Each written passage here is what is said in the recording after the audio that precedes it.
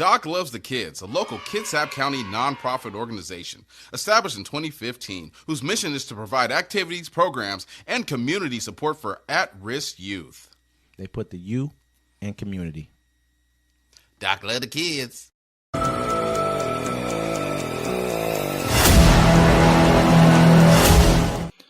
Welcome to Uncommon Courtesy. We give you the courtesy of conversation That's uncommonly spoke of. I'm D-Mac. I'm Wesley. And this is the show. Hey, don't forget to like, listen, subscribe. Thanks to all our followers. Thanks to everybody that stuck with us yesterday, the day before, watching the election unfold. And that's what we're here to talk about right now. Donald Trump has won the re-election again after 4 years. He got 295 electoral college votes. I mean, I think he's probably going to end up with more than that at the end of the day. Because they're still waiting on Nevada and Arizona. Yeah. So he'll probably get over 300. I mean, it was a pretty sweeping win. Yeah. For him, you know what I mean? It was a pretty decisive victory for him. So, you know, we're cut from the cloth where, I mean, we're not going to complain and cry about it. I mean, he did win. We'll give him that thus far, but we do have some information we want to. Who's not going to cut and complain and cry about it? Man, kill that noise. Let's talk about it. Okay. Yo, check it out. He got 72 million votes. Exactly. And that's about as much as he got last time. Last time he got 74 million, right? Kamala Harris got 67 million. Right, but last time Joe Biden got 81, okay. 84 million votes. And so just me, not making a conspiracy, but are we saying 20 million people sat it out? Man, and it was record turnout this year? It was record turnout before, but this time it was record turnout, but we're still missing 20 million votes. I saw the same thing. I saw there was a chunk of voters who did not come out to vote. Like they're saying they didn't. Obviously, they didn't come out to vote. But how I really feel, I felt a vibration, I guess you would call it, man. Yeah. From like just what was going on in the atmosphere. A lot of people were just talking about Trump. They're saying he won basically about 20 to 22% of the black male vote. That's like historic. You know what I mean? As far as modern day Republicans are concerned, that's historic. Black women voted for him 92%. I think they say the second biggest voting block for him was Jewish women. Then I think he had like 53% of the white woman vote. Yeah. Well, I mean, I can understand why the black men turned away from the Democratic Party. Just like we were sitting here arguing about it before. You know, they only come around and they ask for our vote. They don't do nothing for us. And like I was telling you before, look, you got Meg Thee Stallion, Cardi B. Someone said, look, they took $40 million and turned it into a Yo Gotti concert. I was like, you didn't grab anybody else. She didn't even offer Cornel West a job in her administration. It was just, hey, we're going to grab these rappers. We're going to have Meg Thee Stallion check her butt on stage. We're going to have Cardi B, illiterate ass, get up there with reading stuff off her phone. You know, these are not the representation. Look, you didn't want to represent us. Mark Cuban read stuff off his phone as well, too. Mark Cuban at the same. I do stand-up comedy, bro. I don't read stuff off my phone. You know why but in fact, prepared or don't come at all. The reason why they read stuff off their phone because the teleprompter was down. I mean, most times your speeches are on the teleprompter. Teleprompter was down, so they let them read it off their phone. But let me say this: I'm gonna keep it real. How I really feel about it, it made me angry when I heard Barack Obama call out black male voters, but I see the same thing. I see the same thing. I'm not going to say all of them who voted against her, that was their reason, but I think a good majority of them. When I hear people talk about it, they're like, that woman. Y'all believe that woman? Y'all thought that woman was going to win? I mean, you can't even, that's disrespectful to be like that woman. Do we say that man? Well, when we talk about Donald Trump, they say Donald Trump. I think a lot of men don't want to see or can't feel like a woman can lead them, or they may have some whatever they got going on, how they feel about certain situations they've been through in life. They feel like that. Well, because they probably had horrible moms, and so they were like, nah. I mean, a lot of people have horrible dads. We're not going to let that be we can't let that be. I mean, a lot more people probably had horrible dads. And a lot of people were raised by single mothers, and we already know the statistics on that. I'm not knocking them all. I'm just knocking some of them. But the whole thing is, I mean, America. We already said it the first time with Hillary Clinton. What makes a single mother? We can't. I don't want to gloss over the fact that people sometimes. Stick to the topic. No, we are. I'm just saying we are. But so the fact of the matter is, how I really feel is like I think a good majority of our own people, they weren't where they had. Okay, when you ask them, what do you want? They don't even know. They have no idea. So what you want is not about. I don't think it's about what they wanted. I think it's about what they didn't want to vote for. I saw some people online like, haha, I'm glad I stuck with the candidate that's probably going to talk to us about reparations. I said, what? I'm like, oh, you tripping, bro? Yeah. You tripping. They're about to take your history out the history books. Are you talking about reparations? I mean, and even bigger than that, you know, when you're really talking about it, the people who voted for him, his biggest voting blocks, like we were talking about earlier, are people who are, have low to no real education. Not to knock you, but it's just truth. He won that majority. He won the majority of that. Democrats won the majority of educated, Americans.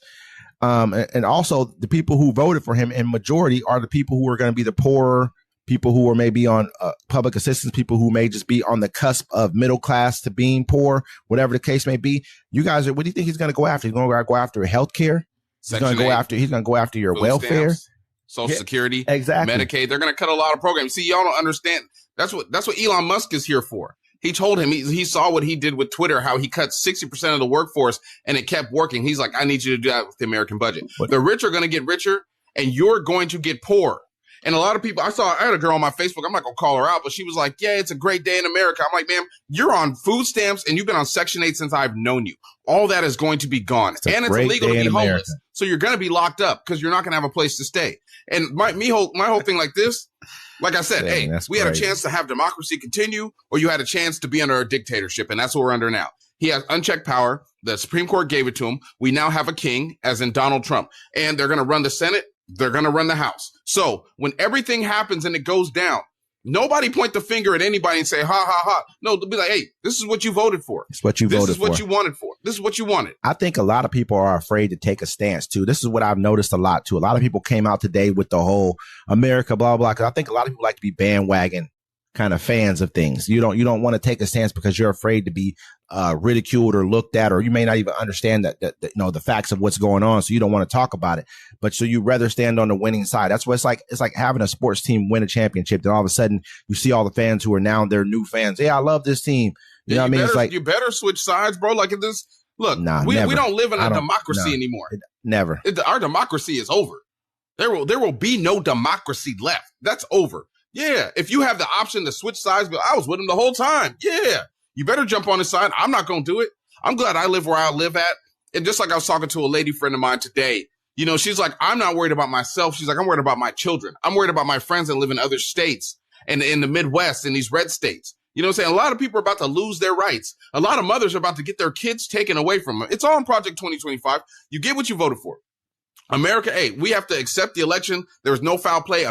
America decided they would like a dictator and full white supremacy, and we're going to report on it. And you know what? And the way you just said that right there, I agree. Yeah. I agree. This is exactly what they voted for. People, I mean, he said exactly what he was going to do. He told everybody, and everybody was good with it. All of his actions, everything, the antics, everything. And this is what America is. It's like we were watching someone, who was that? I think it might have been Farrakhan last night. I think he played it. He was like, he said, basically, we just took a look in the mirror and saw ourselves in Trump. You know what I mean? That's basically why people look at him and they want to ridicule him or they like him so much.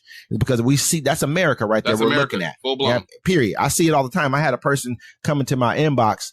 I don't talk to this person about anything. We don't talk. I mean, he might like some different like photos of my stuff or something like that, but we don't talk. We've never been buddy friends or anything. But as all of a sudden last night as a message, Trump. You know what I mean? Like, to me, I almost felt like, it's almost like, are you trying to be disrespectful? That's all it was. That's all that was. So you talk to me about nothing at all, and that's all you send to me. So I went ahead and did what I had to do. I went ahead and said what I needed to say to him because I'm gonna keep it real. That's just how I am as a person. I don't care. Yeah, I'm gonna tell you the truth. You know what I mean? We ain't got to talk about what was said, but not even a hi, hello. No, we going straight to the point. Then once I feel disrespect, it's gonna be disrespect back. Yeah. That's how it's gonna be. It's gonna be the truth. I'm gonna keep it real with you. But to me, I'm looking at that. But that's the crowd of people he has, though. They're childish. It's kid games. But in reality, they're not used to people who I don't play kid games at all about nothing. You know what I mean? So you're gonna get that same energy back from me. But I'm serious about it. Are you? Half of y'all just playing the game. Half of y'all I had another dude who he's very much he's a Trump dude. He always got something to say pro-Trump, and he's just a child, but he's not really serious about what he's saying. So it's like he puts laughing emojis and little kid stuff. But this is who Trump's crowd is. This is what we're about to have 4 years of. But that 4 years is going to reverberate for. Why does everybody think it's just going to be 4 years? I mean, I don't. This is how I look at it. Y'all tripping. Look, he tried to stay in power last time. The Democrats showed weakness by waiting till the election year to prosecute him and everyone else. Yep. That was your first mistake. Yep. Now he has the power to do whatever he wants to do thanks to the Supreme Court's ruling. He's not leaving office unless he dies. Hey, do you know and that? then when he does, he's probably going to pass it to his son. We don't live in American democracy no more. We all going to sit here and pretend like we do. That's over. He has immunity to do what he wants to do what he wants. He's going to enact revenge. And look, I said this before, and I said it when we first started this show, and I'm going to say it again. Unless America does right by the African-American foundational Black Americans here in America on their word of what they promised and what they should have done for us, this country will continue to burn. They didn't do right by us now. They try to come with the same old, hey, we're going to get out here and dance and put some rappers in front of you and talk about some stuff we're going to do for you, but not do nothing. And now you're in a place where you're at. Tough shit. And guess what? You know what's crazy? For me, I was like, I'm sad and I'm thinking, man, the world's going to be horrible for other people. And I'm like, damn, but what about my world? Well, it's not going to change that much because I've been in the same plight my whole life. I've been a second-class citizen. Everything I've ever had to work for or do in my life, I've had to go above and beyond to show that I'm good enough to have that job and be placed somewhere. So I can feel bad for people, but I'm going to report on it. But hey, welcome to my world. Because that's what it is. You know what? There's just two things. I mean, I look at it like this. The people from January 6th, a lot of them who are like being sentenced right now asked for like basically for their trial to be put off till after the election. I mean, not after the election, until after the inauguration, because they believe they're going to be pardoned, which he will come out and pardon those people who committed crimes against this country. He's going to do that. And so, I mean, at the same time, you know, this is the boat that we're in.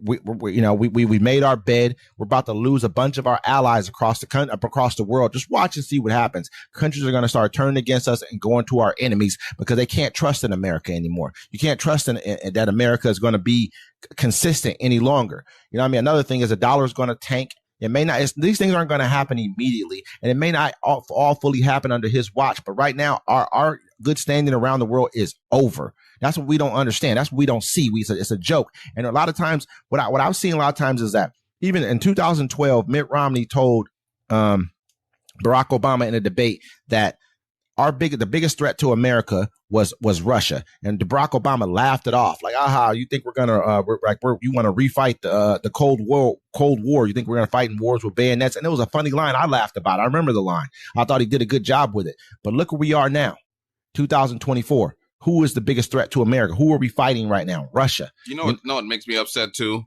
You know, every time we talk about it, people are like, oh man, this isn't their country. This is stolen land. No, this is their country. Like I said before the election, they came here, they conquered. And this election just showed you, ain't nothing changed. You play up all this BS. Hey, we want to stop the immigrants from getting deported. Well, immigrants can't vote, homie.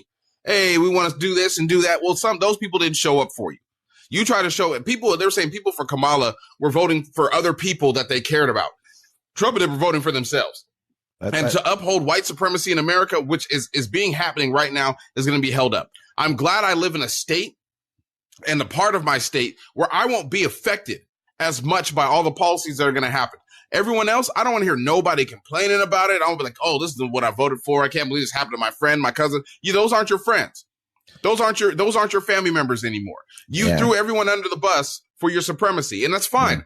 I get it. I understand. I wouldn't want to be taken. I wouldn't want my power to lose. And I told you before, I said, look, if you're on the cusp of losing your power and you're making your own destiny, you'll do whatever you have to do to keep it. Power rules everything. Yeah, I know. I get it. So nothing but yeah, I get it. I understand. It's a great segue into the next one right here.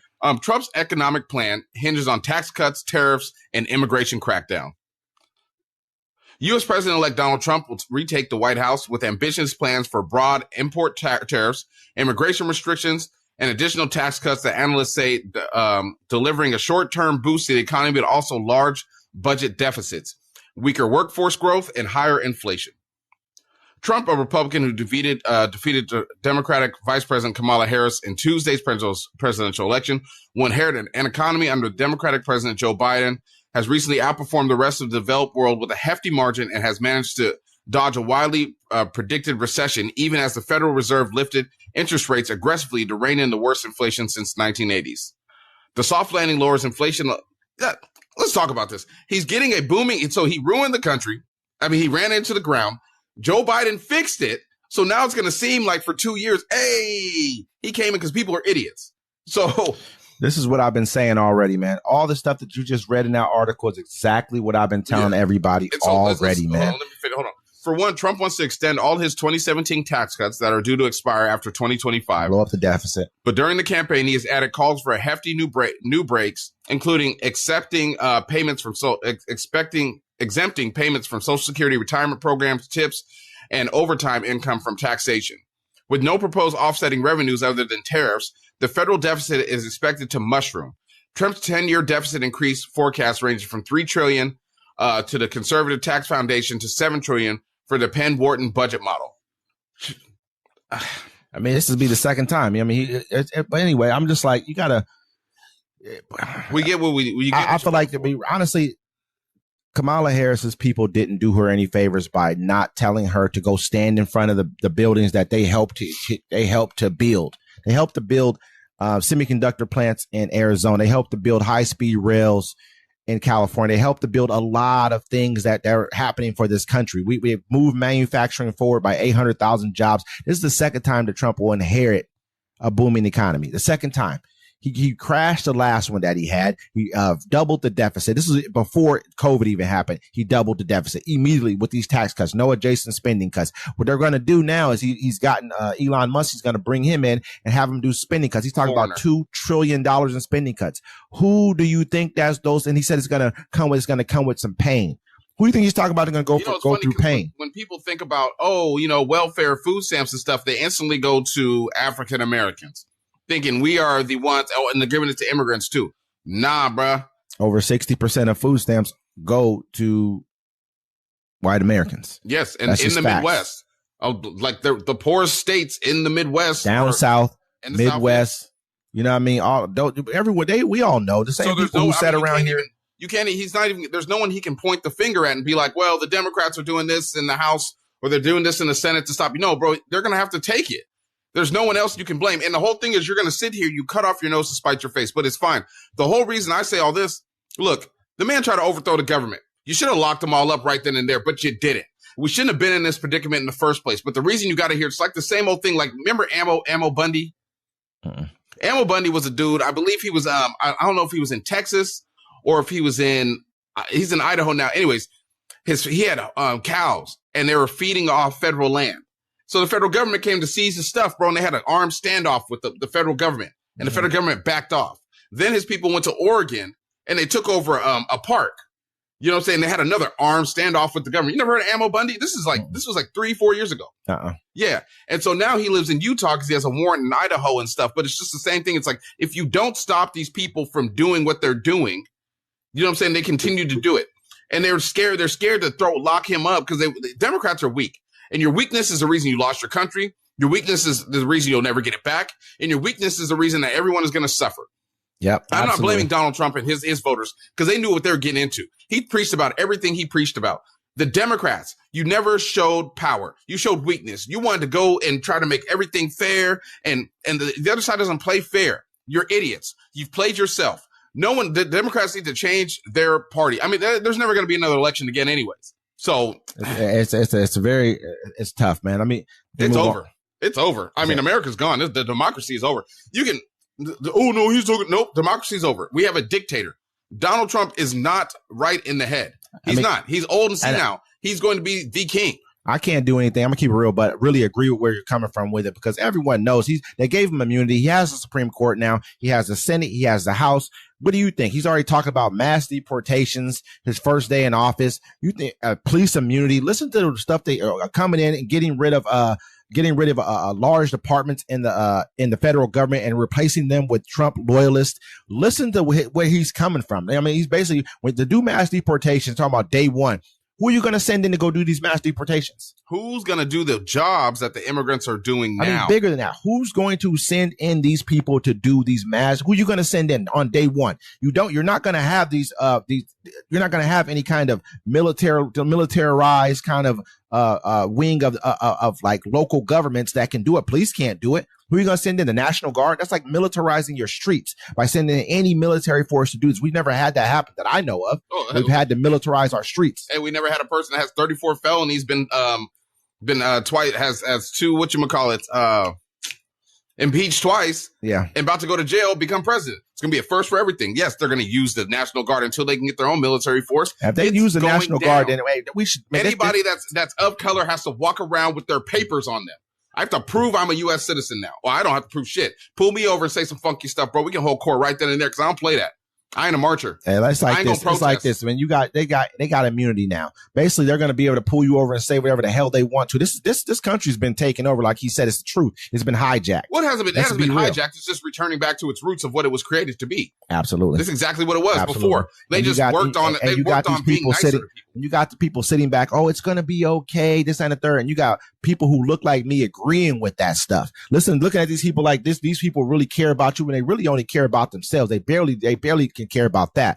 But they really don't give a damn about you. You know what I mean? Like when you really look at it, they're like, oh, blacks and Latinos are voted for this girl on my page, like blacks and like, man, every time they would love to use black and this other thing, but still black people voted overwhelmingly. Somebody was like, "Oh, for here Kamala Harris, blaming black men for not voting for him." I'm like, it's a collective. It's a collective, but there's a large chunk of us that did not.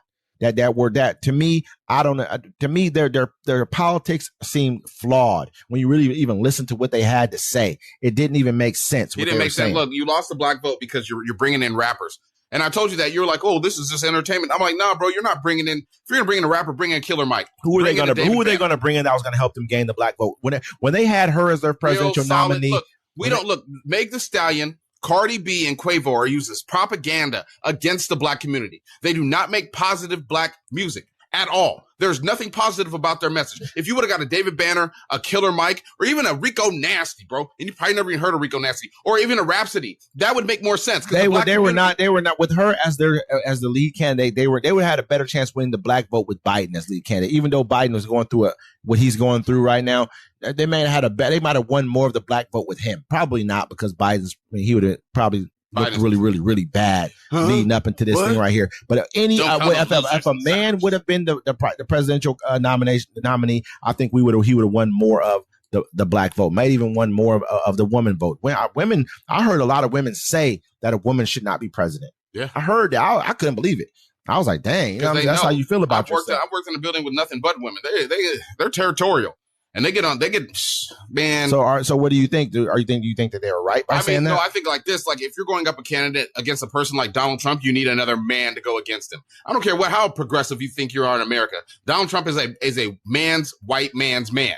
All right. You can't just you already tried that. The only one to beat him was another white male. That's true. Yeah. You gotta, especially what he's talking, you gotta put another white person against him. Hey, I'm gonna say this. Or Barack Obama. Man, Barack can't run. That's the only problem. Can he? No, you can't. He only two terms. Yeah, we're going to see. Watch what happens. RFK Jr. says entire departments at FDA have to go. Former presidential candidate Robert F. Kennedy Jr., who is slated to hold a potentially big role in a new Trump administration, said Wednesday there are entire departments within the Food and Drug Administration that have to go. In some categories, there are entire departments like the nutrition department at the FDA that have to go. They are not doing their job. They're not protecting our kids, Kennedy said during an interview. Kennedy endorsed President-elect Trump in August after initially running as a Democratic candidate for the president and then as an independent. Trump's win in the presidential race sets Kennedy up as a winner himself, who is likely to play some kind of role in health care for the Trump administration. Kennedy last week said Trump assured him that he would get a role in the White House if he won the presidential election. I mean, this is one of the programs. FDA. That's what I mean. Nutrition what is the program. FDA those are for kids. I mean, he's going to get rid of the whole department of it? Have you seen the food that they serve the kids in school? It's disgusting. Have you seen the food that they serve? So get rid of it. Might as well get rid of it instead of changing the food that they do serve the kids. Look, they don't have plans to. You think he's going to spend more money on because we both know that processed foods and stuff. I'm not saying they're just giving them processed food, FDA approved, but the food that they give them. Let me just say this: the food that they give them, you think they're going to pay more money to give them fresher food? No. They don't even want to give them free lunch or free breakfast. You're not even allowed to eat the food that we eat here out of this country. I'm not saying that. All this food is FDA approved. I'm not saying that. What I'm saying is, okay, so do you believe, so he's going to get rid of this nutrition department at the schools. They don't even want to give the kids free lunch and free breakfast in school. Nope. So do you believe that they're going to give them better food That's his plan. Oh, if the FDA got no. The states are, like I'm telling you, what's going to happen here, and I'm going to tell you what's happening because he won the election fair and square because they was ready for violence if he didn't win. What's going to happen is he's going to be about a year, maybe 2 years into his. I'll give him about a year and a half because he's going to come in quick. They're going to move quick. They're going to move fast. Very, very fast. They're ready to go. States are going to fight back and succeed. I don't know about that. It's going to be tough to do. I mean, I think the whole West Coast can succeed right now and be fine. States are going to fight back. Look, they're going to change so much stuff, and people are going to realize what they did to themselves. If states seceded from America, man, America would fight. It would be a war. You know what I mean? You think that we're going to allow a foreign government, basically a state will become, to secede from us and be either within our borders? They're not giving up land. That's what America's not going to do. So do you think that everyone's just going to lay down and take everything that's going to happen? I don't think so. I think there's going to be a lot of fighting. Hey, ladies. You're going to get more time than the man that raped you if you try to have an abortion. But hey, keep voting.